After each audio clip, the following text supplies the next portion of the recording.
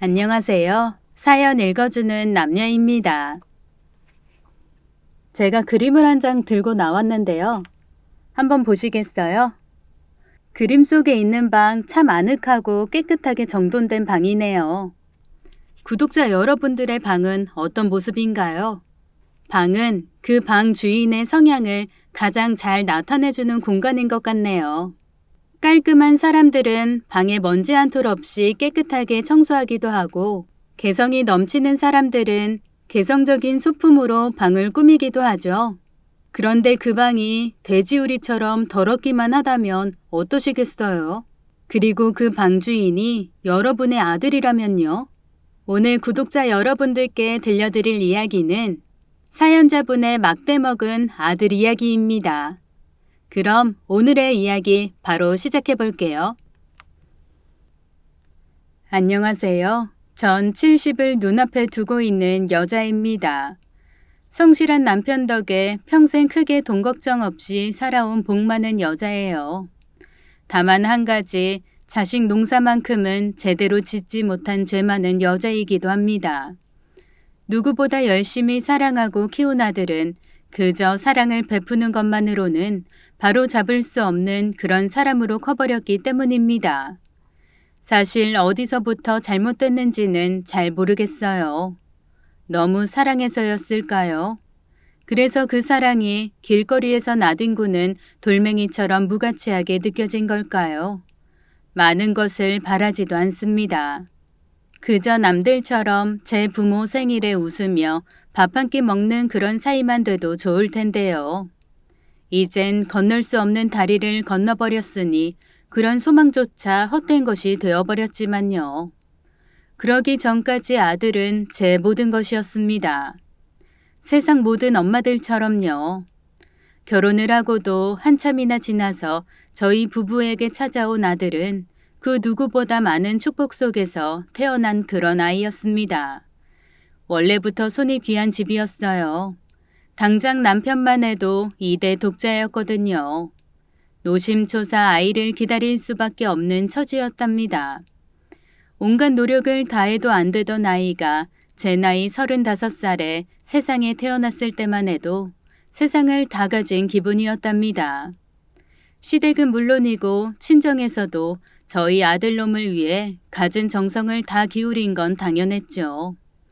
다행히 사는 게 괜찮았던지라 아들이 원하는 거라면 무엇이든 해줄 수도 있었고요. 조선시대 왕의 자식들이 어땠는지는 모르겠지만 저희 아들은 그 못지않은 호사를 누리며 살았답니다. 너무 과한 것도 탈이 되더군요. 원하는 모든 것을 가질 수 있었던 환경에서 자라다 보니 아들은 스스로의 힘으로 무언가를 쟁취하겠다는 의지 따위는 전혀 없는 그런 사람이 되어버렸거든요. 노력하지 않아도 모든 것을 가질 수 있는 아이다 보니 공부에도 흥미가 없었답니다. 덕분에 비싼 과외 선생을 붙인 노력이 무색하게 아이는 지방의 어느 이름 없는 대학에 진학하고야 말았답니다. 사회로 진입하는 첫걸음이라 할 대학 진학이 기대에 못 미쳐 아쉽기는 했지만 그래도 여전히 저희 부부는 기대의 끈을 놓지 않았답니다. 아직은 어리니 조금 더 나이가 들고 세상 물정을 깨닫게 되면 바뀔 거라고 믿었던 거죠. 그러나 대학에 진학하고 나서도 아들은 전혀 달라진 게 없었습니다. 오히려 부모의 통제를 벗어난 탓에 한층 더 제멋대로 살았거든요.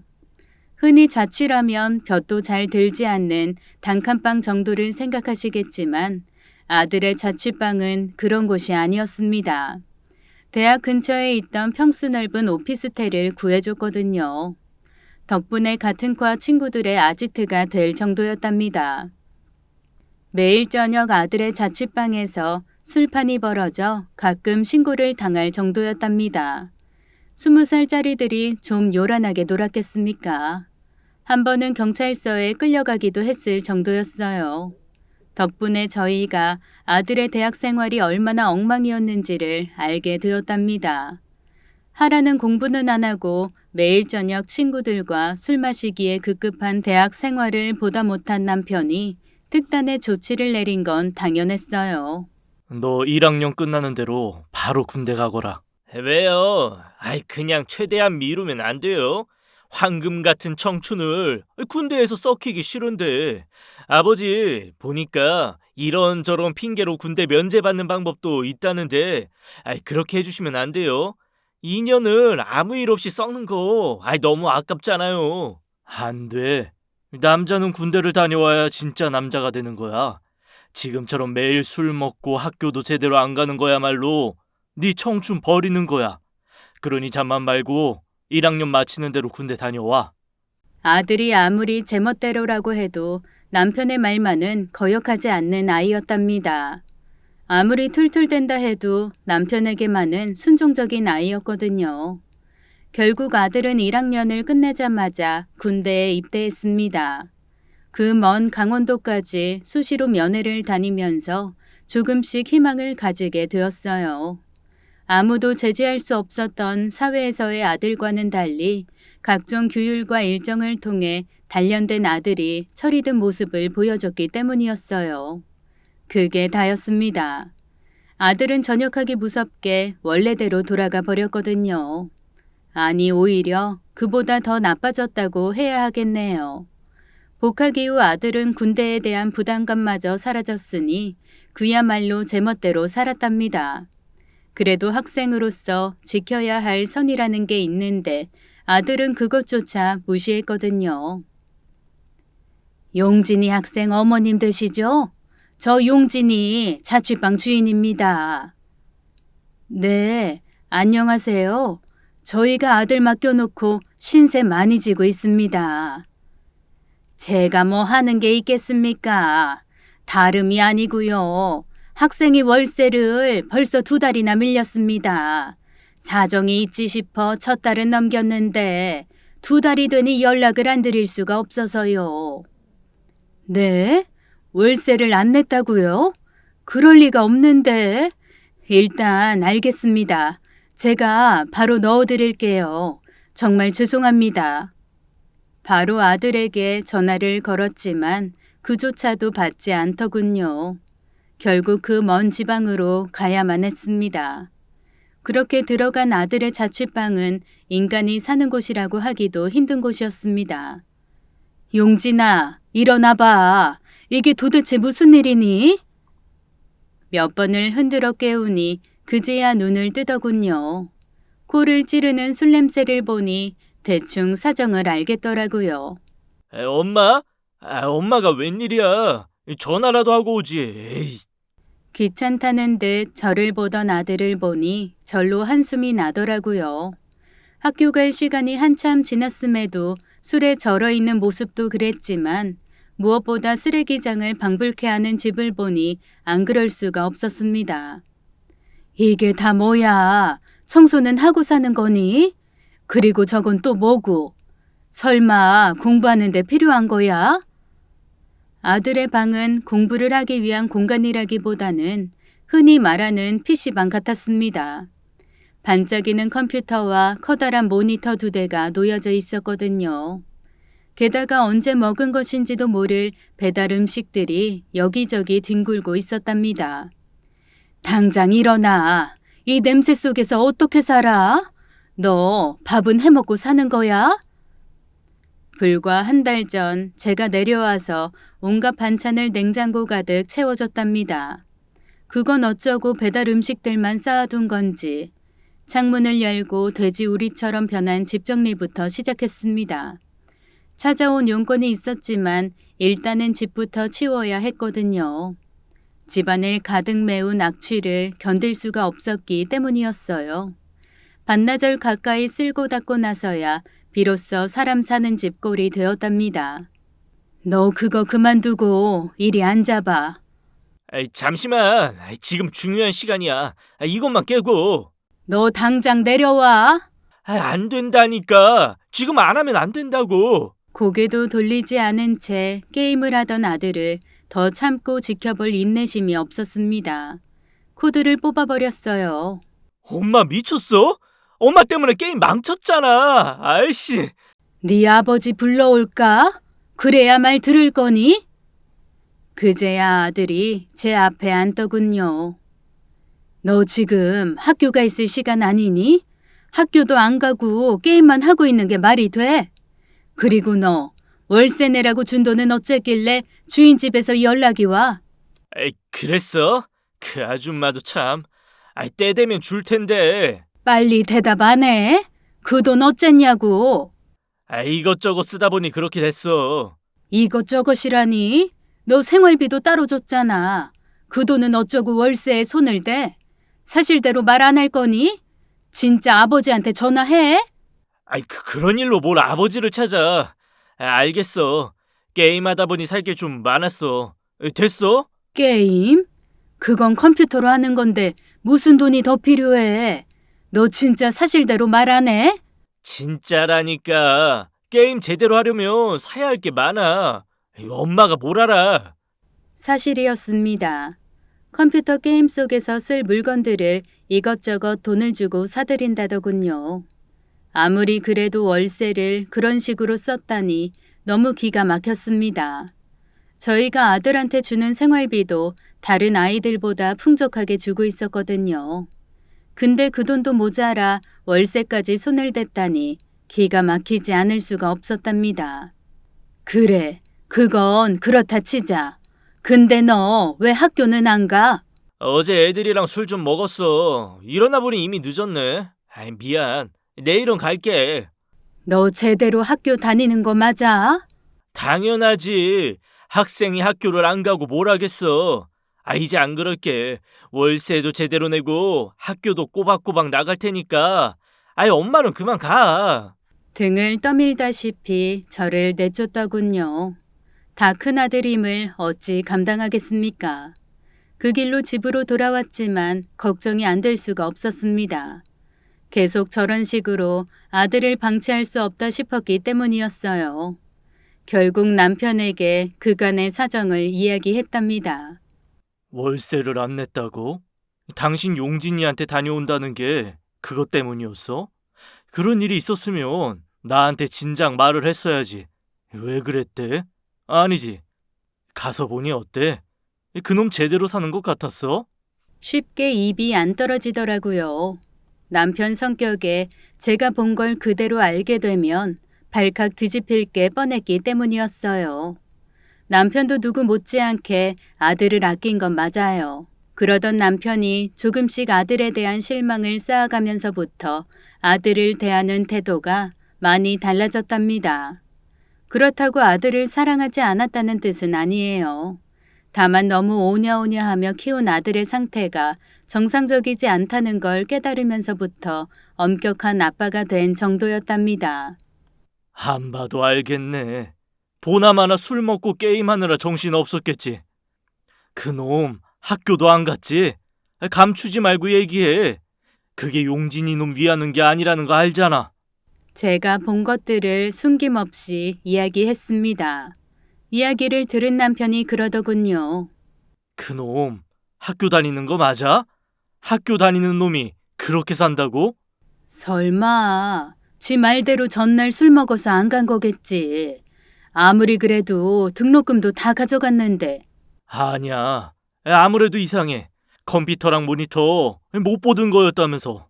돈이 부족하진 않겠지만 매일 술 먹고 음식 시켜 먹는 것만으로도 부족할 텐데. 안 되겠어. 좀 알아봐야겠어. 그래도 그건 아닐 거라고 생각했습니다. 설마 등록금으로 뭘 했을까 했거든요. 남편의 생각이 맞았답니다. 아들은 복학조차 하지 않았더라고요. 우리가 준 등록금은 아들이 놀고 먹는데 들어갔답니다.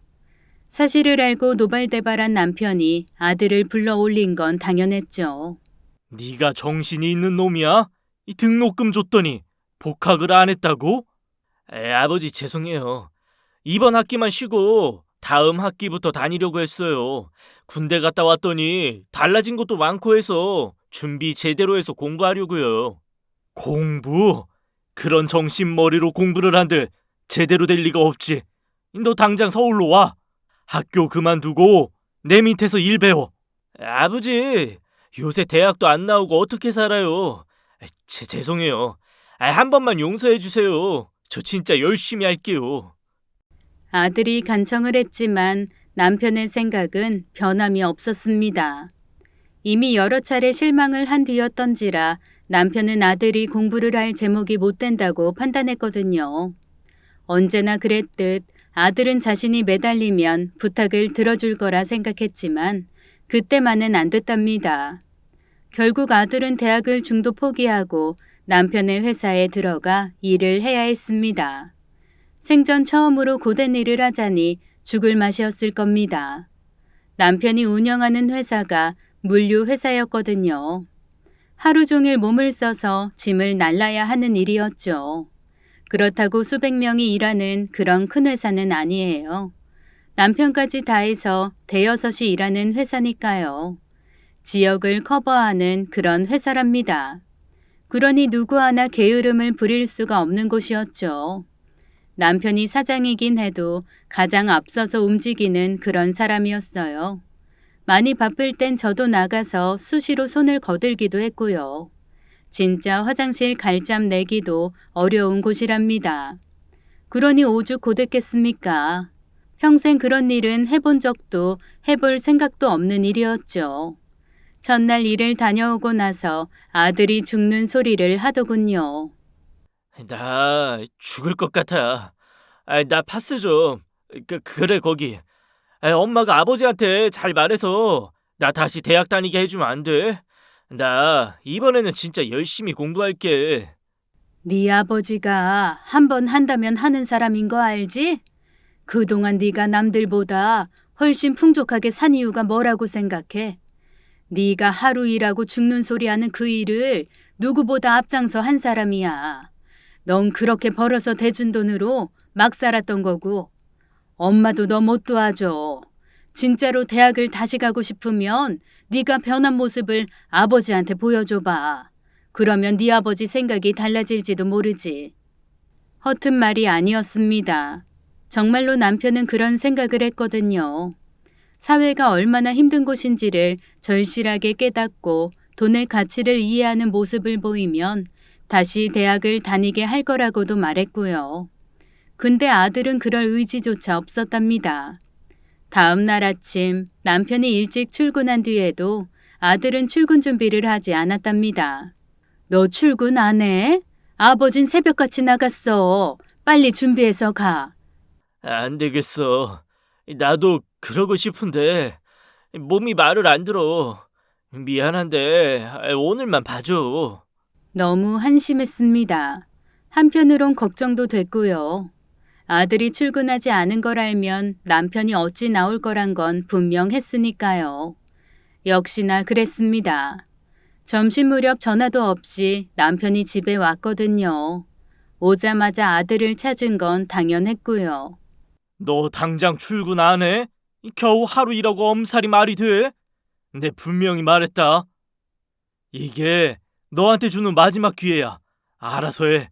너도 이제 다 컸으니 정 내 말 듣기 싫으면 나가서 네 마음대로 살면 돼. 살면서 그토록 차가운 아버지를 본 적이 없었던 아들이 꾀병 부리기를 포기한 건 정해진 수순이었습니다. 남편이 나가고 얼마 지나지 않아 아들이 출근길에 올랐거든요. 그렇게 보름 정도 자라나 했습니다. 비로소 아들이 정신을 차리나 했답니다. 너무 순진한 생각이었어요. 사모님, 잘 계셨어요?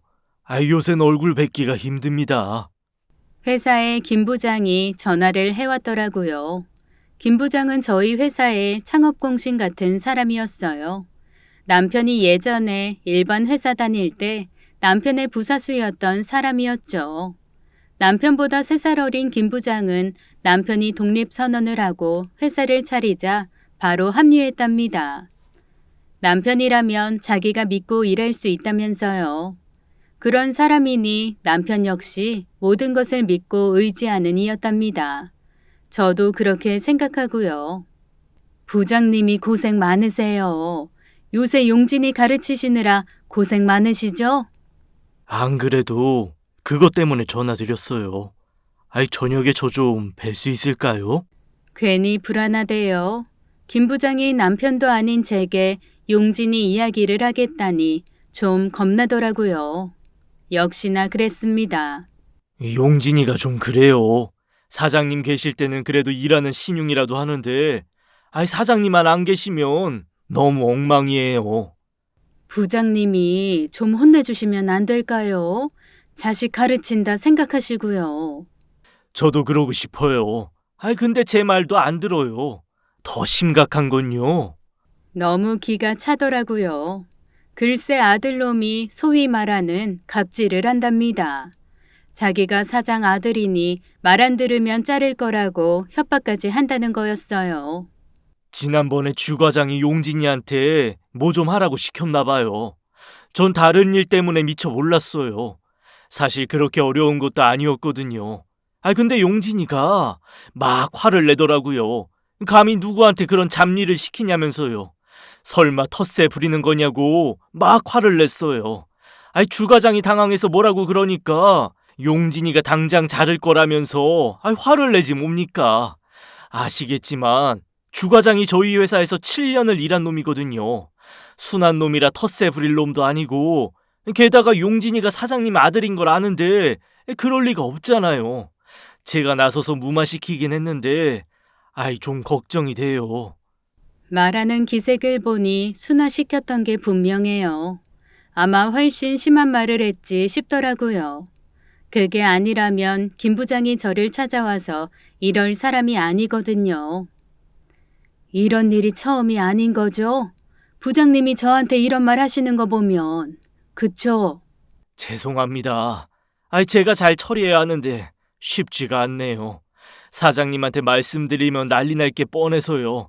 제 말 무슨 말인지 아시죠? 모를 리가 없지요. 그래서 더 고마웠어요. 용진이를 생각하지 않았다면 바로 남편에게 말했을 테니까요. 그만큼 배려심이 깊은 사람이었어요. 이런 사람이니 남편이 믿고 신뢰하는 거였답니다. 번거롭게 해드려서 죄송해요.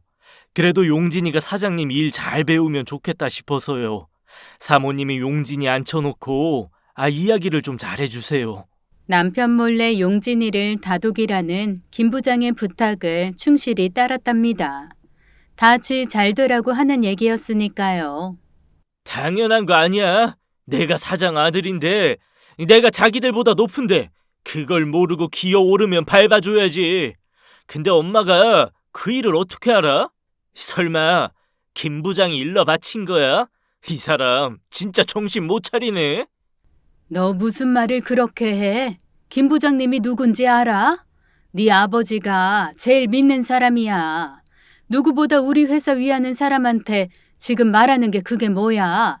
제발 부탁이다. 김 부장님 말 잘 듣고 열심히 해. 그래야 너도 살고 회사도 살아. 아들이 엇나가고 있다는 걸 모르진 않았지만 그래도 그 정도일 줄은 몰랐습니다. 수차례에 걸친 제 당부를 귀등으로도 안 듣더라고요. 결국 아들은 스스로 제 무덤을 파고 말았답니다. 그로부터 일주일 정도가 지났을 무렵이었어요. 출근한다고 아침에 나간 아들이 점심 무렵 씩씩거리며 집으로 돌아왔거든요. 그럴 시간이 아니었는데 아들이 왔으니 걱정이 될 수밖에 없었어요. 왜 왔어? 회사에 있을 시간이잖아. 회사는 무슨 회사? 내가 거기 아니면 못 살 것도 아니고. 씩씩거리면서 들어오더니 금세 다시 나가버리더군요. 분명히 무슨 일이 있었던 눈치였어요. 서둘러 남편에게 전화를 걸었답니다. 남편은 일이 바쁘다면서 저녁에 얘기하자더군요. 별일이 아니었으면 좋겠다 생각하고 남편을 기다렸답니다. 큰일이었어요. 용진이가 김 부장한테 그랬다고? 정말? 정말이지. 그나마 내가 본 게 처음이지만 하는 걸 보니 계속 그랬나 싶더구만. 김 부장은 이번이 처음이라는데 내가 그 친구를 몰라? 20년을 넘게 본 놈인데 그 친구 성격에 미주알 고주알 일러 바치는 것도 아니고 그래서 용진이는 나갔다고? 뭘 잘했다고? 정말 용진이 일 그만두게 할 거야? 그럴 거야. 아들 때문에 직원들 다 그만두게 할 수는 없잖아. 내 밑에서 오래도록 묵묵히 일한 놈들한테 치가 뭐라고? 저놈을 진짜 어떻게 해야 하는 걸까? 나도 잘 모르겠다. 용진이가 정말 큰일을 저질러 버렸답니다. 다른 사람도 아닌 김 부장에게 반말을 하며 노골적으로 무시를 했답니다. 남편 말로는 다른 직원들에게 일을 떠넘기고 쉬는 걸 본 김 부장이 그러지 말라고 타일렀는데 용진이가 그걸로 김 부장에게 쌍욕을 했나 봅니다. 사장 아들한테 일을 지시하는 게 못마땅했던 거죠. 듣는 제가 다 어이가 없어질 정도였습니다. 김 부장은 용진이가 어린 시절부터 봐온 사람입니다. 삼촌 같은 사람한테 그런 걸 남편이 직접 봐버렸으니 남편의 분노가 이만저만이 아니었죠. 당장 사과하라고 그랬는데 말도 안 듣고 그 길로 회사를 뛰쳐나갔답니다. 그런 짓을 저지른 놈을 아들이라고 감싸줄 남편이 아니었어요. 결국 용진이는 그 일 이후 남편의 회사에도 나갈 수 없게 되었답니다. 그랬으면 다른 일자리라도 찾아야 했지만 아들은 그러지 않았어요. 하는 거라곤 그저 제 방에 틀어박혀 게임을 하는 게 다였습니다. 남편이 몇 번 야단을 치기도 했지만 어느 순간부터는 남편의 엄포조차 아들에겐 제대로 먹히지 않는 눈치였어요. 결국 남편도 포기 단계에 접어들었답니다. 하나뿐인 3대 독자라며 무조건 받아만 준 게 화근이었습니다.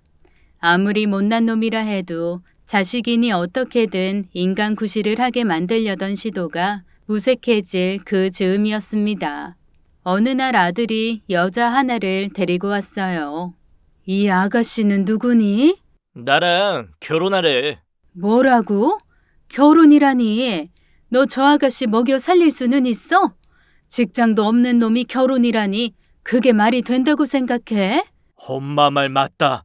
정 결혼하고 싶으면 일자리를 잡아. 그래서 어느 정도 안정이 되면 그때 가서 이야기하자. 아이 그게 언젠데요. 저 결혼하겠습니다. 글쎄 안 된다니까. 결혼이라는 게 애들 장난인 줄 아는 거냐? 장난이 아니니까 이러는 겁니다. 저애 임신했어요. 임신이라고? 정말이니? 그럼 내가 결혼하겠다고 없는 소리 할까? 아버지가 맨날 그러셨잖아요. 남자는 자기 사람 책임질 줄 알아야 한다고. 그래서 아들인 저를 내쫓고 직원들만 챙기셨잖아요. 근데 저도 책임지려고요. 정반대하시면 저희 둘이 나가서 살겠습니다. 마른 하늘에 날벼락이라더니 그때가 딱 그랬습니다. 느닷없이 여자를 데리고 온 것도 모자라서 임신을 시켰으니 결혼을 하겠다는 아들이 그리 한심해 보일 수가 없었어요. 그럼에도 결국 아들의 의사를 받아들일 수밖에 없었습니다. 일단 그 아이가 임신을 했다니 나 몰라라 할 수가 없었거든요. 그것 말고도 이유는 있었답니다. 아무리 천지분간 못하는 놈이었지만 그래도 책임질 사람이 생기면 조금은 달라지지 않을까 하는 기대 때문이었어요. 부랴부랴 결혼 준비를 서둘렀답니다. 아무리 내놓은 자식 취급을 하고 있었지만 그래도 하나뿐인 아들이었으니까요. 그 과정에서도 속이 상하긴 마찬가지였습니다. 사돈될 사람들의 모습이 그랬어요. 자세한 사정은 모르지만 그래도 딸이 임신을 하고 결혼을 한다는데 도통 관심이 없어 보였거든요. 제가 결혼한다는 소식 듣고 많이 놀랐습니다. 네, 면목이 없습니다. 저희도 임신한 것 알고 처음 봤어요. 사정이 어떻든 이제 곧 부모가 될 애들이니 결혼식을 올려야 하지 않겠습니까? 그래서 염치불구하고 만나 뵙자 한 겁니다. 지들끼리 사고치고 나서 이렇게 통보식으로 나오는 게 솔직히 마음에 안 듭니다만 어쩌겠어요. 근데 보셔서 아시겠지만 저희 사정이 딸 결혼한다고 뭐 해줄 수 있는 형편이 아닙니다. 혹시라도 그런 부분이 걸리시면 식은 안 올리셔도 좋고요. 지들 맘대로 한 거니 사는 것도 알아서 했으면 하는 게 솔직한 심정입니다. 며느리가 평소 어떤 행실을 보여왔는지 뻔히 보이더군요. 엄마라는 사람이 딸 결혼을 두고 하든 말든 모르겠다는 식으로 말할 정도라면 우리 아들 못지않게 속을 썩인 걸 테죠. 그렇다고는 해도 너무 무심한 게 못내 걸렸습니다. 그렇게 사돈의 비협조 내지는 무관심 속에서 두 아이 식을 올렸습니다. 남편과 상의 끝에 조그만 빌라 전세를 하나 얻어주었어요. 아무리 꼴보기 싫은 놈이라 해도 아내와 곧 태어날 아기를 생각한다면 마냥 모른 채 할 수 없었기 때문이었습니다. 결혼 직전 남편이 아들을 불러놓고 이야기를 했었답니다. 이 결혼이 마냥 반가운 건 아니지만 그래도 자식이 새로운 인생길을 연다니 조그만 집 하나는 구해주마. 그렇지만 이게 끝이다. 네 가족들 먹여 살리는 건 네가 알아서 해야 한다는 뜻이야. 네가 지금까지는 아무렇지 않게 살았지만 이젠 달라져야 해. 너만 믿고 사는 사람이 둘이나 생기는 일이다. 잘하든 못하든 네가 이제 한 가정의 가장이니 제발 정신 좀 차려라. 아들은 알겠다고 말했지만 사실은 불만이 많았답니다. 예전만큼은 아니지만 그래도 아버지는 무서운 존재였으니까요. 불평을 토로할 대상은 역시나 저였답니다. 에이, 집이 저게 뭐야? 코딱지만한 곳에서 3명이 살라는 게 말이 돼? 돈이 없는 것도 아니면서 엄마는 저 집 고를 때 아무 말도 안 했어? 게다가 전세자 명의도 아버지더라. 왜? 당신 맘에 안 들면 물리실 거래? 코딱지만 하다고? 너 저 집 전세금이 얼만지 나 알아? 자그마치 2억이야. 네가 지금처럼 살면 평생 벌어도 못 벌 돈이라고. 제발 정신 좀 차려라. 그리고 전세 명의가 아버지인 게 어때서? 우리가 그 돈 뺐을 것도 아니고. 네 아버지 말 거짓말 아니야. 앞으로 너한테 단돈 1원도 주지 말라셨다고. 오죽하면 네 아버지가 통장을 다 가져가셨을까. 이젠 엄마도 너 못 챙겨. 챙기고 싶어도 돈이 없어. 그러니 제발 정신 좀 차려. 네 식구들 굶길 거니? 진짜 잔소리는. 고작 집 하나 해줬다고. 알았어. 치사하고 안 입고 와서라도 돈 달란 소리 안 해. 내가 먹여 살릴 거니까 간섭이나 하지 말라고 그래. 끝까지 아들은 원망만 하더군요. 그동안 자기를 키우느라 우리 부부가 어떻게 했는지는 생각도 않는 눈치였어요. 못내 서운했지만 이젠 진짜 품 안의 자식이 아니니 알아서 자라기만을 빌 뿐이었습니다. 그것조차 들어주지 않더군요. 3살 버른 여든 간다는 게 허튼 소리가 아니었습니다. 아들은 결혼 이후에도 특별한 일을 찾는 눈치가 아니었거든요. 당장 제가 아들 집을 가서 보니 알겠더라고요. 아들이 밉긴 해도 며느리 뱃속에 손자가 들어있으니 마냥 나 몰라라 할 수는 없었답니다. 남편 몰래 음식 같은 걸 만들어주기도 했고 가끔은 냉장고를 채워주기도 했어요. 그래도 처음엔 좀 집 같았는데 시간이 흐를수록 예전 아들의 자취방처럼 변해가더라고요. 참다 못해 며느리한테 싫은 소리를 하기까지 했습니다. 너 집이 이게 뭐니? 집이 어때서요? 너 산모야. 네 뱃속에 있는 애한테 미안하지도 않니? 음식 해먹은 흔적도 없고 사방에 쓰레기들이 가득한 여기서 지내는 게 애한테 좋겠냐는 말이다. 어머니도 용진 씨 낳아보셔서 아시잖아요. 배가 부르니 움직이기도 힘든걸요. 이 몸으로 밥하느니 시켜 먹는 게 낫죠. 그리고 저건 잠시 놔둔 거예요. 치우는 거야 금방이죠. 네가 힘들면 용진이라도 시키면 되잖니. 용진이 요새 일하러 다니니? 지금도 자고 있는 걸 보면 그런 것 같지도 않은데. 도대체 돈이 어디서 나서 이러고 사는 건지. 잔소리하는 시어머니는 절대로 되지 않겠다고 맹세한 저였지만 아이들 사는 걸 보고도 아무렇지 않게 대할 수는 없었답니다. 걱정 마세요. 용진 씨가 다 알아서 하니까요. 저희 살 길은 저희가 알아서 찾을 거예요. 그리고 어머니, 아무리 아들 집이라 해도 여기 저희 신혼집이에요. 이렇게 말도 없이 불쑥불쑥 찾아오시는 거 실례예요. 앞으론 이러지 말아주세요. 처음 몇 번은 음식이며 애기 용품을 사달라는 저를 반기던 며느리가 제 방문을 꺼려 하더군요. 이유가 있었답니다. 언젠가 한번 집 앞 골목길에서 담배를 피우는 걸 제게 들킨 적이 있거든요.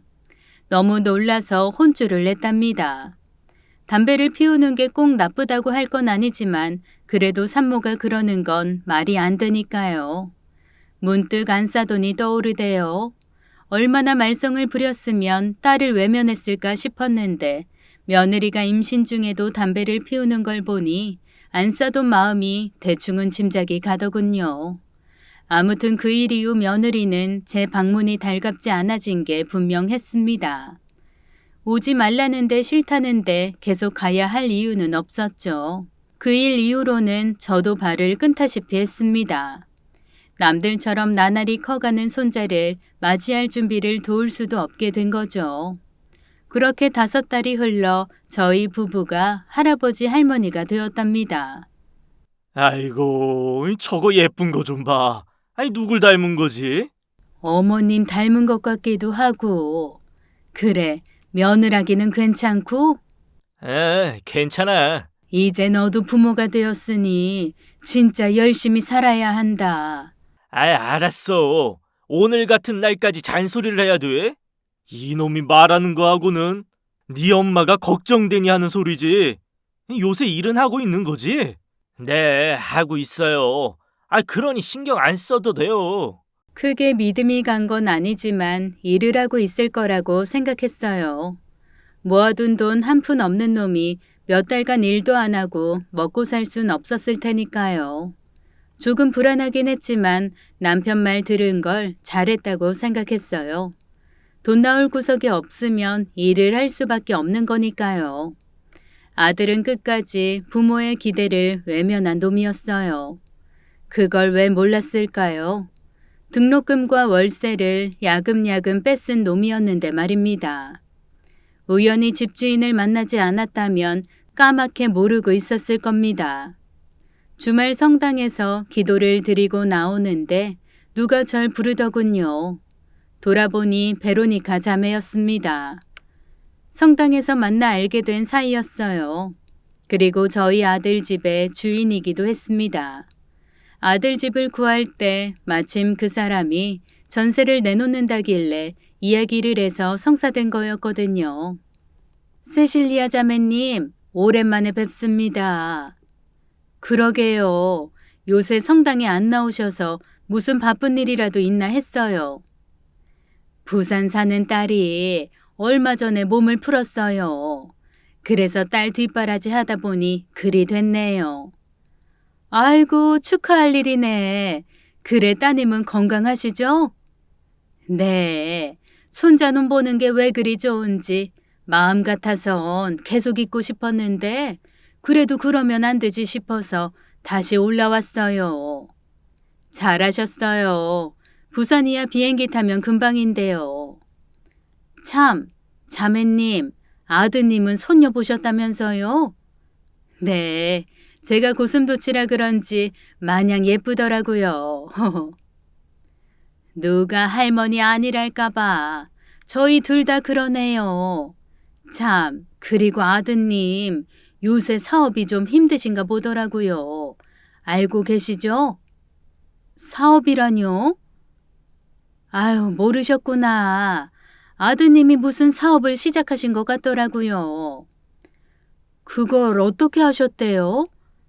제가 왜 몰라요. 아드님이 사업하다 보니 돈이 좀 부족하다고 전세를 월세로 돌려달라 그래서 돈을 빼드렸는데요. 네? 얼마나요? 2억 가운데서 1억 9천 빼줬지 아마. 그래서 지금 보증금 1,000에 월세 60 받고 있어요. 모르고 계셨어요? 바깥분은 아실 거예요. 전세 계약자가 바깥분이시잖아요. 아드님이 위임장 가져와서 제가 내줬거든요. 위임장 써주셨으니 당연히 아실 거고요.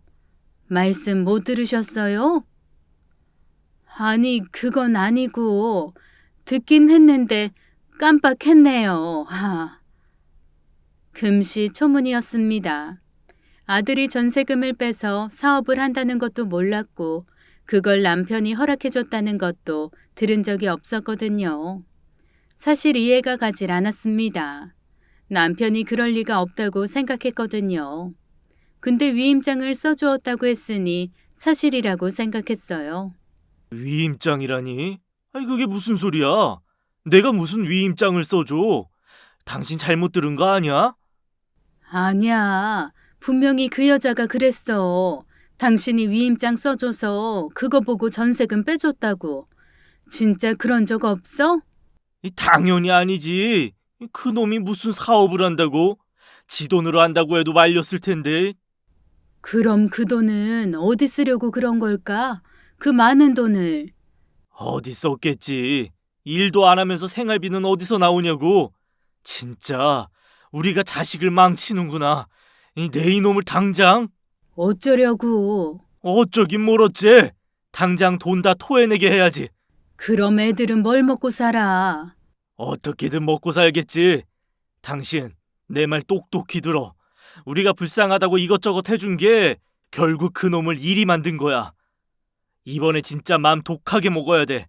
안 그러면 저놈 평생 저리 살다 죽을 거야. 일도 안 하고 맨날 게임만 하고 사는 놈. 끝이 뭐겠어. 아무도 자기 도와주는 사람이 없다는 걸 절실히 깨달아야 돼. 그러려면 나랑 당신이 진짜로 독하게 맘먹고 저놈 손에 단돈 1원도 쥐어주지 않아야 할 거라고. 내 말 알겠지?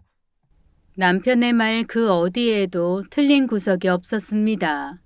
아들은 믿을 구석이 있으니 그랬던 것이었어요. 대학 시절 등록금과 월세를 지 마음대로 뺏어도 조금 야단맞는 게 다른 걸 알았으니 전세금이라고 크게 다를 리 없다고 생각했던 거죠. 제 죄가 큽니다. 하나뿐인 자식놈 굶길 수 없다는 어긋난 모정이 아들을 그리 만든 거였어요. 늦긴 했지만 그때라도 아들을 돌려놓을 기회를 잡아야만 했답니다. 네가 제정신이 아니고서야 그럴 수가 없다. 마누라와 자식 먹여 살리라고 했더니 고작 하는 게 전세금을 뺏쓰는 게 다였냐? 내가 윤희 봐서라도 참으려 했지만 이제 안 되겠다. 이미 집주인한테 말했다. 남은 보증금을 다 빼는 건 물론이고 네가 빼간 전세금도 다 돌려받아야겠다. 주인 말로는 1억 9천을 가져갔다더구나. 지금 남은 돈은 얼마나 되니? 정말 가져가실 거예요? 네 눈엔 내가 못 가져갈 것 같으냐? 얼마 남았냐니까? 5천 조금 안 돼요. 뭐라고? 야, 네가 전세금 빼간 게 1년도 채 안 되는데 그새 그 많은 돈을 썼다고? 아비 속일 생각 말고 제대로 말해. 진짜예요. 대출 받은 거 갚고 그간 저희 생활비 쓰고 나니 그러네요. 대출? 가지가지 한다. 다시 한번 말하마. 남은 돈 정말 그거란 거지? 네, 제가 아버지한테 거짓말해서 뭐하게요. 그 돈 당장 가져와. 그리고 니들이 쓴 돈은 다시 갚아야 할 거다. 저희가 무슨 수로요? 그리고 집을 빼시면 저희는 어떻게 살아요? 내 알 바 아니다. 정 억울하면 세상 사람들 잡고 하소연이라도 하든가. 아무도 네 편 안 들 거다. 생각해보면 하나뿐인 자식이라고 오냐오냐 해준 게 내 잘못이긴 하다만 그걸 알았으니 이제라도 바로 잡아야지. 엄마, 무슨 말 좀 해봐. 집 빼버리면 우린 어떻게 살아? 우리야 그렇다 쳐. 윤희는 아직 돌도 안 된 애를 길바닥에 나뒹굴고 할 거야? 어쩔 수 없어. 아버지 말대로 언제까지 우리가 네 뒤를 봐줄 순 없으니까. 엄마한테 그래봐야 소용없어. 아버지가 정한 일이니까. 아버지, 진짜 이러실 거예요? 2번 말 안 한다. 네가 그러기 싫으면 널 호적에서 파낼 거다. 그리고 네가 가져간 돈은 소송이라도 걸어서 다 받아낼 거고. 그러고 싶으면 그래도 좋고. 네가 내 위임장 가져갔단 소리 들었다. 난 준 적 없으니 그건 네가 만든 거겠지. 그게 사문서 위조라는 정도는 알 거다. 소송 못할 이유가 없다는 뜻이야. 완강한 남편의 태도에 아들은 기가 질린 듯 보이더라고요. 결국 남은 돈 5천을 들고 왔답니다. 며느리가 난리를 부렸다더라고요. 그렇겠죠. 그 돈이 있어야 얼마간이라도 먹고 살 테니까요. 그러나 남편이 소송 언급하며 의지를 드러낸 걸 알고 결국 보내줬다더라고요. 당연히 집도 뺐습니다. 덕분에 갈 곳 없어진 아이들이 조그만 원룸 같은 걸 얻었다더라고요. 돈 나올 구석이 없었으니 어디선가 대출이라도 받았지 싶었어요. 마음이 안 좋았지만 남편 말대로 독하게 마음먹어야 했습니다. 대출 이자를 갚기 위해서라도 일을 할 테니 말입니다. 남편의 추측대로 아들은 일을 시작했어요. 대형 슈퍼마켓에서 재고 관리와 창고 관리를 하는 일이었어요. 200 조금 안 되는 그야말로 최저임금 수준이었답니다. 하긴 대학도 못 나오고 경력도 없는 아들이 할 수 있는 일이 얼마나 되겠습니까? 그 돈으론 대출 이자 갚고 생활비 쓰기에도 빠듯할 테니 며느리 역시 일자리를 찾아야 했답니다. 그러다 보니 손녀 윤희가 문제였어요. 아무도 없는 원룸에 버려두고 갈 수 없는 아기였으니까요. 저희는 버리셨지만 손녀는 그래서는 안 되잖아요. 윤희 좀 봐주세요. 그래야 집사람도 일을 할 수가 있어서요. 말했잖니. 네가 원한다고 되는 게 아니라니까. 네 아버지가 허락하기 전엔 못해. 그러니 아버지에게 부탁해봐라. 말했지. 니들 일은 이제 니들이 알아서 하라고. 애를 어디에 맡기건 그건 니들 문제다. 찾아볼 노력이나 한 거냐? 아직 애가 너무 어려서 맡아주려는 데가 없어요. 진짜 이렇게 부탁드릴게요. 저 진짜 정신 차려서 일하고 있어요. 그리고 집사람도 일자리 잡아서 돈 모으려고요. 너무나 간곡한 부탁이었습니다. 무엇보다 두 내외가 다 일을 하겠다는 과정에서 벌어진 일이다 보니 마냥 거절할 수만은 없었던 것도 사실이고요. 그래도 쉬이 받아주면 안 된다고 생각한 남편이 절충안을 내놓았답니다. 아들을 바로잡기 위해선 단 한순간도 저희에게 대가 없이 의존하게 해선 안 된다 믿은 탓이었어요. 갓난쟁이를 봐주는 곳이 없단 말이지. 그럼 이렇게 하자. 우리가 봐주지만 그냥은 안 된다. 그게 무슨 말씀이세요? 그냥은 안 된다니요. 윤희를 봐주는 대신 대가를 지불하란 말이야. 베이비시터도 돈 받고 하는 게 요즘 세상 아니냐. 그 사람들은 일주일 내내 봐주면 한 150은 줘야 할 거다. 우린 그래도 부모니 70 정도면 어떨까 한다. 아버지, 그 돈이면 제 월급 절반이에요. 집사람이 일 구해도 그 정도 받을지도 장담 못하는데. 그건 니들 사정이다. 말했지. 이젠 대가 없이 너한테 그 무엇도 주지 않겠다고. 불평이 가득 서린 얼굴이었지만 하는 수 없었답니다. 결국 아들은 제게 손녀를 맡기는 대신 매달 70만 원의 돈을 지불하기로 했습니다. 분명히 말하지만 단 하루라도 돈이 늦는다면 그날로 윤희를 봐주는 일은 없다. 남편은 끝까지 못을 박았답니다. 매정하다고 생각하겠지만 그게 진짜 자식을 위하는 길이란 걸 아니 그럴 수밖에 없었어요. 윤희를 우리에게 맡기고 며느리가 열심히 일자리를 찾았답니다. 며느리 역시 아들처럼 무책임한 인생을 살아온 탓에 학력도 경력도 다 미달이었으니 찾은 일자리가 겨우 식당에서 설거지하는 것 뿐이었답니다. 그래도 해야 했죠. 대출이자에 월세에 애기 봐주는 돈까지 감당하려면 이것저것 따질 형편이 아니었으니까요. 부모 입장에서야 속 편한 일은 아니었지만 그걸 계기로 정신을 차릴 수만 있다면 충분히 감당할 일이었죠. 무엇보다 그 조그만한 손녀를 보는 일이 얼마나 좋았는지 몰라요. 다 늙어서 하는 육아가 결코 만만할 리는 없었지만 아이 웃음 한번 보는 걸로도 그 어려움을 상쇄하고도 남았으니까요. 그렇게 1년 가까이 시간이 흘렀답니다. 여전히 아들과 며느리는 일을 하고 있었죠. 다만 수시로 직장을 옮기는 것처럼 보였어요.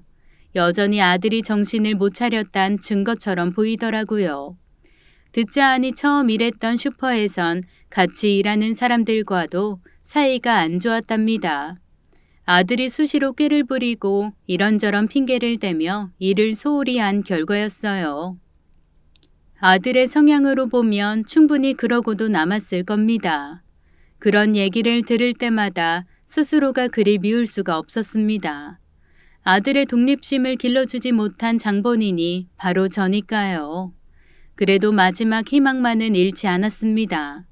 힘겹게 사회생활을 하면서 나이를 먹어가면 언젠가는 달라질 거라는 희망 말입니다. 그러기엔 아들의 천성 자체가 너무 빈약했던 모양이에요. 며느리라는 애도 그랬고요. 윤희가 조금 커지면서 어린이집에 보내기로 했답니다. 제가 하루 종일 보는 건 한계가 있더라고요. 저도 해야 할 일이 있었으니 그게 낫다고 생각했어요.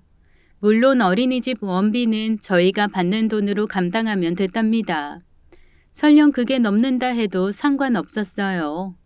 윤희를 봐주는 대가로 돈을 받는 게 저희가 돈을 벌기 위한 건 아니었으니까요. 윤희를 어린이집에 보내고 한 달 정도 지났을 때였어요. 저희 집에서 어린이집까지 거리가 좀 되다 보니 제가 매일 차로 등하원을 시켰답니다. 그날도 그랬죠.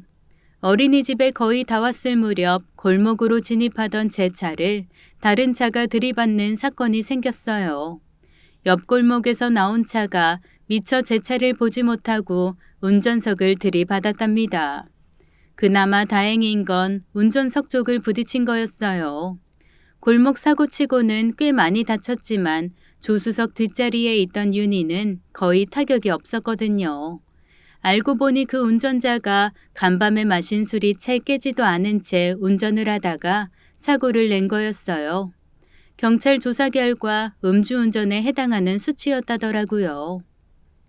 그래도 다행이세요. 어깨뼈에 실금이 가고 얼굴에 타박상, 그리고 목 관절에 무리가 가긴 했지만 머리 쪽은 괜찮으시거든요. 시간이 좀 걸리긴 하겠지만 머리 안 다친 게 어딥니까? 걱정스러운 표정으로 보던 남편이 그제야 숨을 쉬더군요. 그래도 연세가 있으시니 일단은 입원해서 며칠은 지켜보시는 게 좋겠어요. 의사 말은 따라야 했어요. 제가 병원에 있는 동안 윤희는 남편이 등하원을 시키면 될 일이었고요. 그래도 이만하길 다행이지. 입원 수속은 다 했으니 일단 있어봐.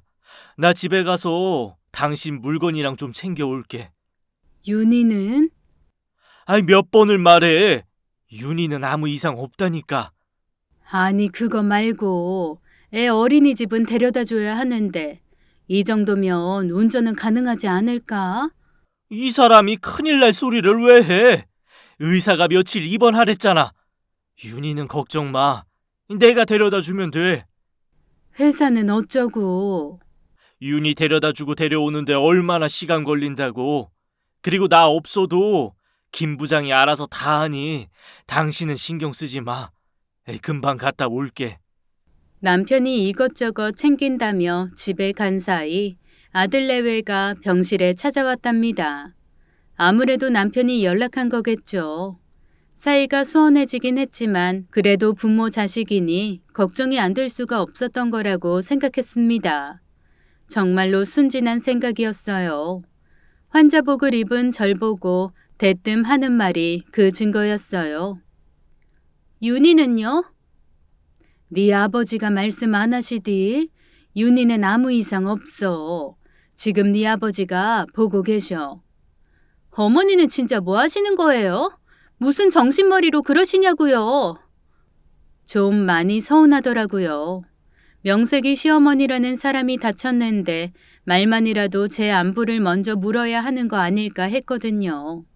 더 서운한 건 아들이었답니다. 그걸 어떻게 믿어? 엄마 상태가 이런데 그 어린 건 더 다쳤겠구만.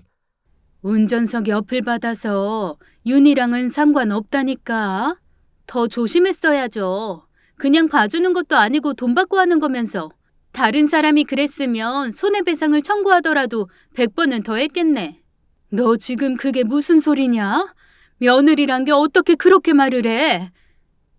며느리요? 제가 언제 며느리기나 했어요?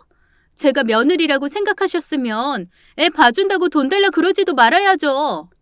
그 즈음에서 아들이 뭐라도 말을 해줬으면 그렇게까지 서운하지도 않았을 겁니다. 근데 아들은 며느리가 절 타박하는 걸 보면서도 멀뚱멀뚱 서 있기만 하더라고요. 그 돈을 내가 쓰니? 윤희 어린이집 원비랑 애 간식 먹이고 그러면 남는 것도 없어.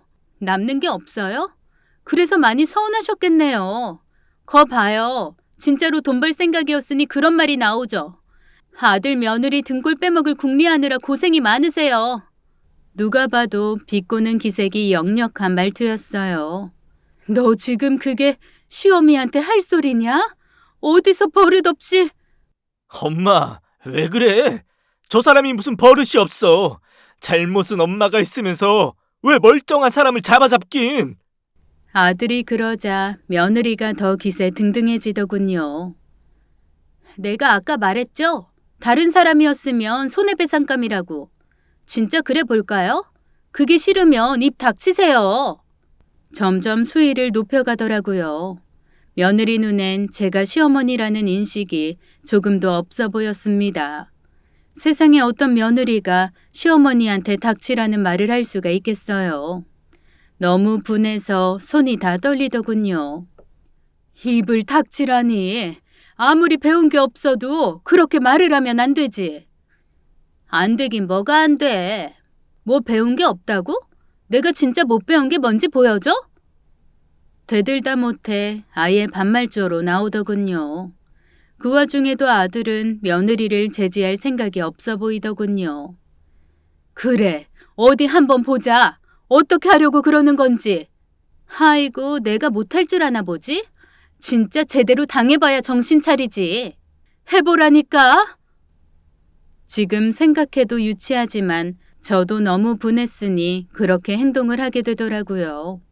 진짜 이 알마시가 미쳤나?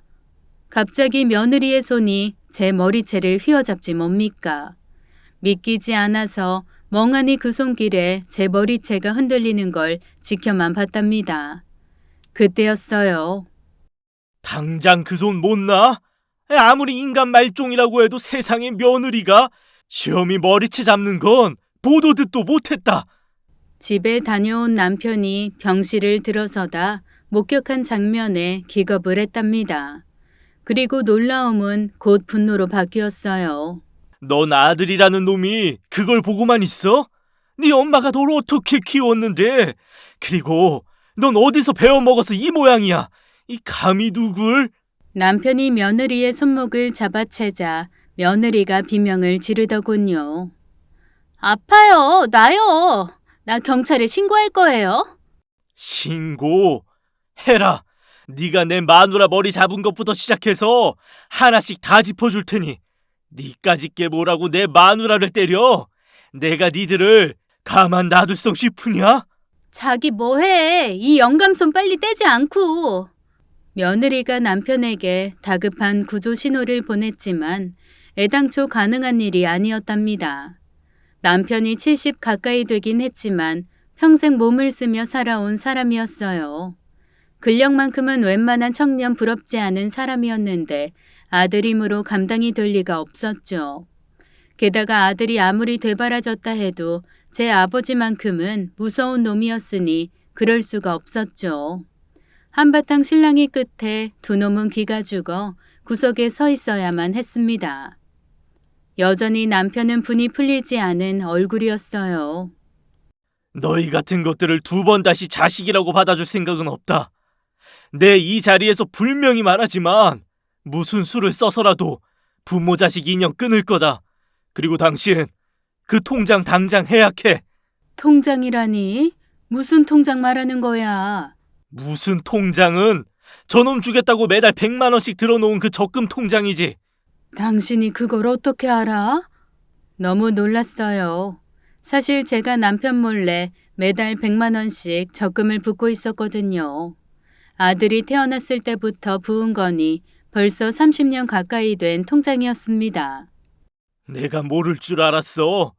풍족하진 않았지만 그래도 적잖이 생활비를 주는데도 당신은 언제나 돈을 아끼고 살았잖아. 처음에는 당신이 생활비를 줄여서 비상금이라도 만드나 했어. 어차피 그래봐야 우리 가족 위에 쓸 거라니 모른 채 하자 생각했어. 그런데 어떻게 안 거냐고. 저놈 중학생 정도 됐을 때 내가 뭐 찾느라고 안방 경대 뒤지다가 봤어. 거기 적혀 있더만 용진이 미래 자금이라고.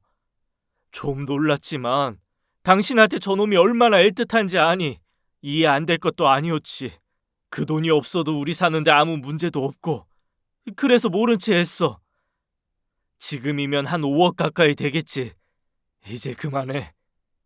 저런 놈한테 줄 돈이 아니야. 지 엄마가 맡고 있는데도 모르는 체 하는 놈이 무슨 자식이라고? 당장 예약해.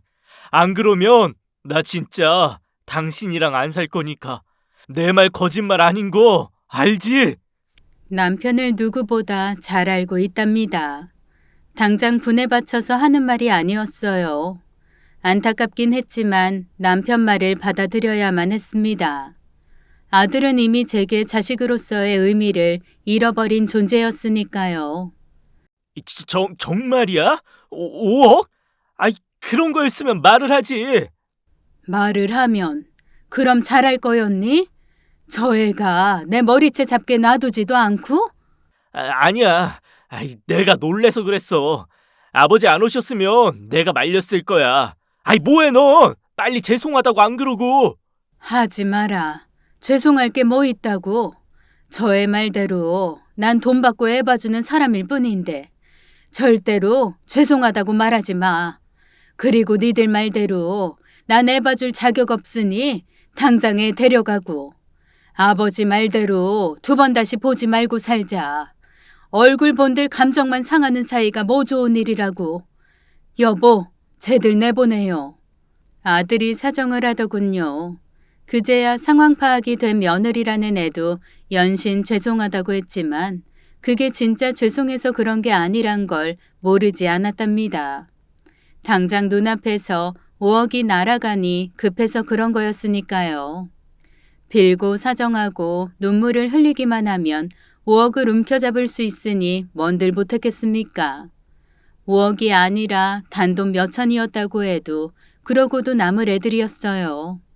제가 몸을 돌려 찬바람을 일으키자 두 아이는 상황의 심각성을 깨닫더군요. 얼마 후 남편의 최근에 발을 돌렸답니다. 그게 마지막으로 아들을 본 거였어요. 그 뒤 집을 찾아왔지만 문을 열어주지 않았거든요. 어쩌면 앞으로도 몇 번을 더 찾아올지도 모릅니다. 그래도 받아줄 생각은 없어요. 이미 전 그 아이들의 바닥을 보았기 때문이겠죠. 남편 말대로 전 통장을 해약했습니다.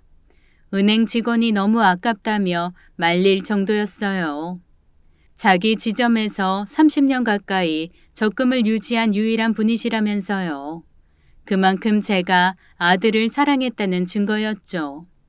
생활비를 아껴 만든 돈이니 중간중간 위기도 있었지만 단 한 달도 거르지 않았거든요. 근데 이젠 그럴 의미가 없어졌잖습니까? 해약하고 나니 마음이 참 묘하더라고요. 내가 왜 그 긴 세월을 일했을까 싶어서요. 남편은 요새 잔뜩 바람이 들었답니다. 제가 농담식으로 그랬거든요. 이 돈으로 우리 부부 세계 일주나 하자고요. 충분히 그러고도 남을 액수잖아요. 아직은 아니지만 언젠가 남편이 은퇴하고 나면 이 돈으로 정말 그럴 생각도 한답니다.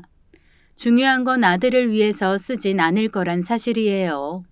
너무 매정하다고 생각되시겠지만 전 할 만큼 했다고 생각해요.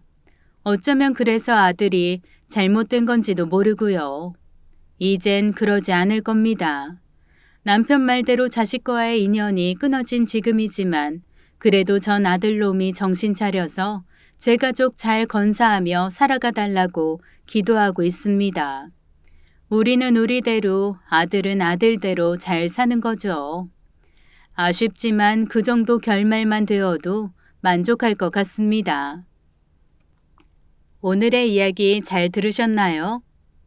부모의 사랑을 무한히 받으며 큰 아들이 어쩌다 저렇게 된 건지 너무나 안타까운 사연이었습니다. 자식을 잘 키우는 방법은 무엇일까요? 사랑으로 키우면 잘 크는 줄 알았는데 그것도 아닌가 보네요. 자식 농사만큼 어려운 게 없다더니 정말 그런가 봅니다. 아무쪼록 아들이 하루빨리 정신 차리고 부모님께 사죄할 날이 오길 간절히 바라봅니다.